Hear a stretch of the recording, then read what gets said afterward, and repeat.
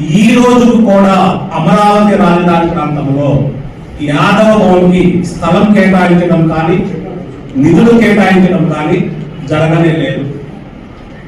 మా జనాభా దామాషా ప్రకారం రాజధాని ప్రాంతంలో యాదవులకు 10 ఎకరాలు స్థలం కేటాయించి 100 కోట్ల రూపాయలతో యాదవ్ భవన్, యాదవ్ విద్యార్థులకు హాస్టల్ని నిర్మించాలని ఆంధ్రప్రదేశ్ యాదవ్ సంఘం తరఫున డిమాండ్ చేస్తా ఉన్నాం. రాజధాని ప్రాంతంలో యాదవ్ భవన్ని నిర్మిస్తామని చెప్తున్నారు.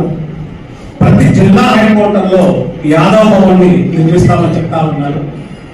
ఈ రోజు కూడా అమరావతి రాజధాని ప్రాంతంలో యాదవ భవన్కి స్థలం కేటాయించడం కానీ నిధులు కేటాయించడం కానీ జరగనే లేదు.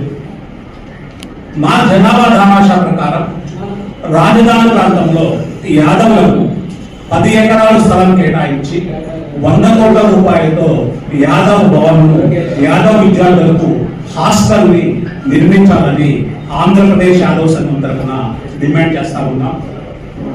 ఫాలో చేయొచ్చు కదా అండి ప్లీజ్.